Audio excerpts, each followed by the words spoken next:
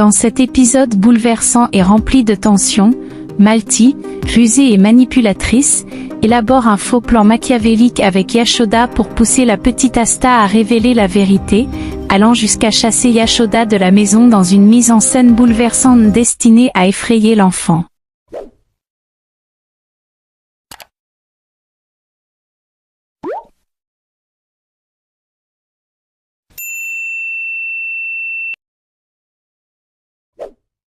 L'épisode commence par le père d'Ashok, visiblement en colère et méprisant, s'adresse au petit Krishna en l'ordonnant brusquement, furieux, « Mais quel fainéant! Si tu continues à mal faire ton travail, je vais te punir. Tu dois passer la serpillière, ton travail est ici. Donc reste là. Je vais sortir un peu. Donc avant que je revienne, tu as intérêt à bien nettoyer tout ça. Espèce de fainéant. » Puis il s'en va. Resté seul, Krishna se parle à lui-même avec un ton résigné et fataliste, abattu.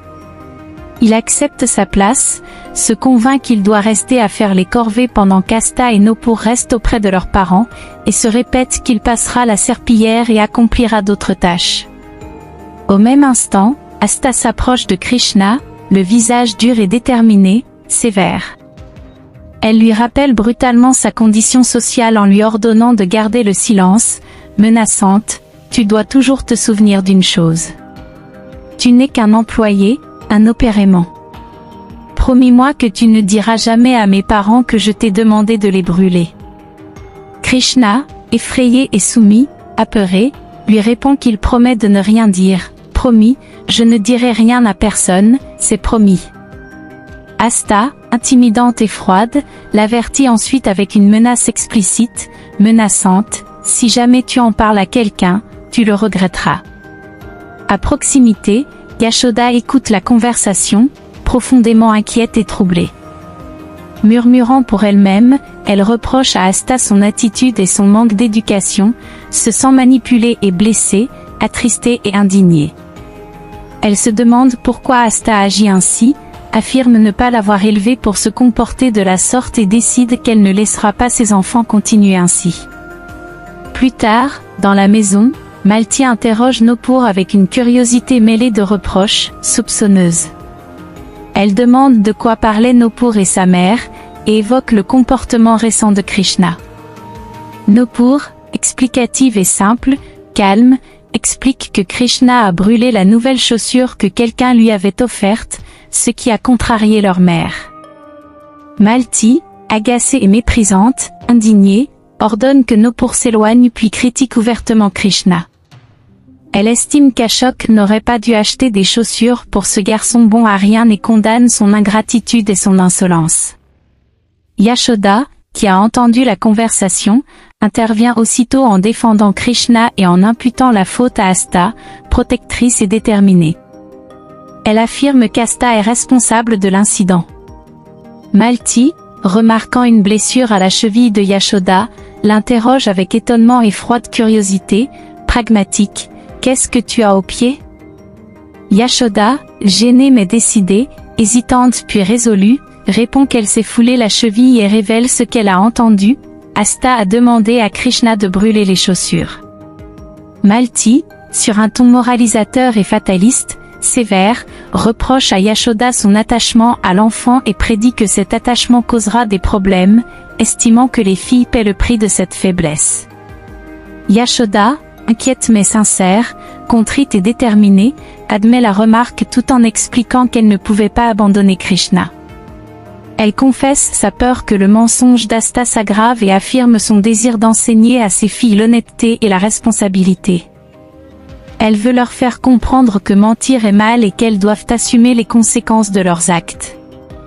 Enfin, Malti, calculatrice et stratégique, résolue, élabore un plan avec Yashoda. Elle propose de faire semblant de chasser Krishna de la maison devant Asta pour pousser cette dernière à avouer sa culpabilité. Yashoda accepte d'entrer dans ce stratagème, partageant l'espoir de faire revenir la vérité au grand jour. Quelques minutes plus tard, Malti et Yashoda mettent leur plan en action devant la petite Asta, dans l'espoir qu'elle avoue enfin ce qu'elle a fait à Krishna. En jouant la scène, Malti attrape brusquement la main de Yashoda, avec un ton dur et autoritaire, lui ordonne de quitter la maison immédiatement. Elle lui dit qu'elle ne veut plus la voir et qu'elle doit partir définitivement. Asta, bouleversée et les larmes aux yeux, s'approche de Yashoda avec détresse. Elle supplie Malti de ne pas la faire partir, disant qu'elle ne veut pas que Yashoda quitte la maison, car elle représente tout pour elle et ne peut pas la perdre ainsi. Mais Malti, fidèle à son rôle, continue à insister froidement. Elle répète que Yashoda doit partir de la maison sur le champ et qu'elle ne peut plus y rester. Devant cette situation insupportable, Asta, à bout de nerfs et en pleurs, finit par avouer toute la vérité. Elle s'écrie que ce n'est pas la faute de sa mère, que tout est de sa faute à elle. Yashoda s'approche alors de sa fille, le visage à la fois triste et ferme. Elle lui dit calmement mais avec gravité qu'elle s'est mal comportée, qu'elle a refusé d'admettre ses erreurs et qu'elle a continué à mentir. Elle lui reproche d'avoir entraîné Krishna dans son mensonge et d'avoir caché la vérité. Elle lui explique que cacher la vérité est bien pire que de commettre une faute.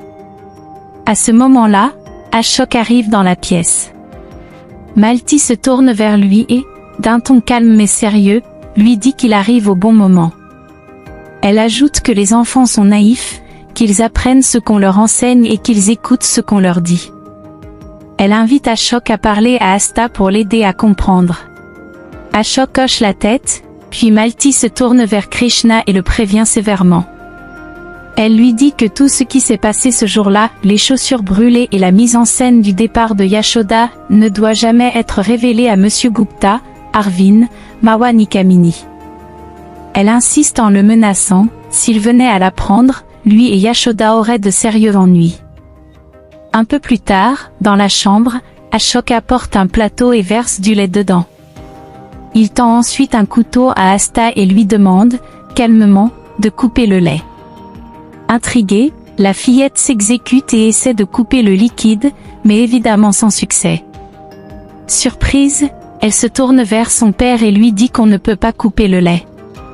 Ashok lui répond avec douceur et sagesse. Il lui explique que le lait représente la relation entre les parents et leurs enfants. Comme le lait, cette relation reste pure, forte et indestructible. Même un couteau ne peut la séparer. Il lui fait comprendre que cette relation ne se termine jamais, quoi qu'il arrive. Il ajoute que même si Krishna vit avec eux, cela ne changera jamais l'amour qu'ils ont pour elle. Ils resteront toujours ses parents, à elle et à Nopur, et rien ni personne ne pourra modifier cela. Touché, le petit Krishna intervient à son tour. Il dit à Asta que son père a tout à fait raison et qu'il ne faut jamais douter de l'amour de ses parents. Ces mots sincères remplissent Asta de joie et d'émotion. Yashoda, apaisée, demande alors doucement à Asta si elle comprend vraiment ce que son père veut lui dire. Asta lui répond d'une voix pleine d'émotion qu'elle comprend, « Maman ». Ashok se tourne ensuite vers Krishna et lui pose une question avec bienveillance. Il lui demande pourquoi, sachant qu'Asta était plus jeune que lui et qu'elle avait menti, il n'a rien dit. Krishna, humble et réfléchi, répond qu'il pensait qu'Asta avait raison et qu'il comprenait ce qu'elle ressentait. Il avoue qu'il ne voudrait pas non plus partager sa mère et qu'il comprend qu'Asta ait voulu garder ses parents pour elle seule. Yashoda, émue, lui répond calmement qu'elle comprend ce qu'il veut dire, mais que s'il était simplement venu leur en parler, les choses ne seraient pas allées si loin. Elle lui explique qu'Ashok lui aurait dit exactement ce qu'il vient d'expliquer, et que la vérité aurait pu être apprise sans douleur ni mensonge.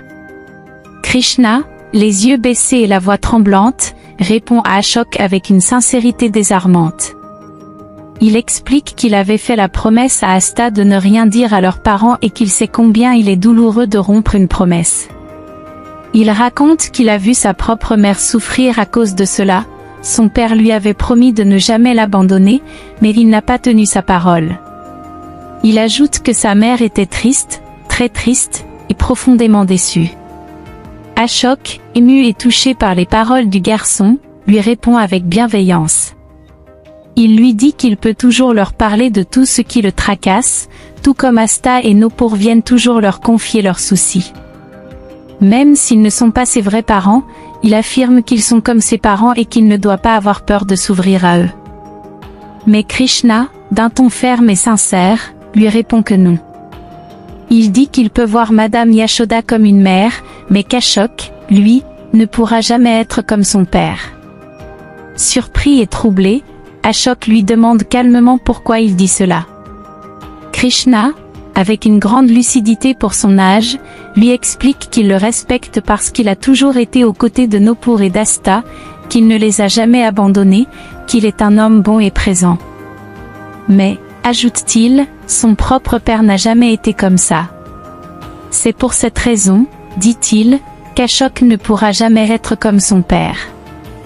Ashok, déstabilisé, tente tout de même de défendre ce père inconnu. Il lui dit que peut-être Krishna se trompe, qu'il a cette impression mais qu'il est possible que son père ait envie de le rencontrer un jour, et qu'on ne sait jamais ce que la vie réserve.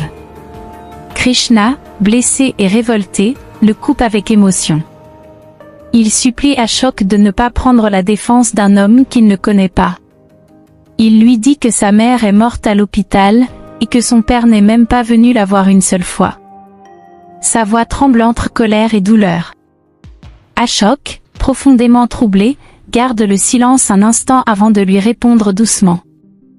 Il tente de justifier l'injustifiable, disant que peut-être son père n'a jamais reçu la lettre de sa mère, ou que, s'il l'a reçue, c'était déjà trop tard. Il suggère même qu'il a peut-être cherché sa mère sans réussir à la retrouver. Un peu plus tard, seul dans sa chambre, Ashok, le visage marqué par l'angoisse et la culpabilité, se met à parler à son double imaginaire. Il se sent déchiré entre la vérité qu'il cache et la peur de la révéler. Son double, l'air moqueur et accusateur, lui dit d'un ton dur qu'il est lâche et égoïste, qu'il n'a pas eu le courage d'avouer à Krishna qu'il est son père, ce père qu'il déteste tant.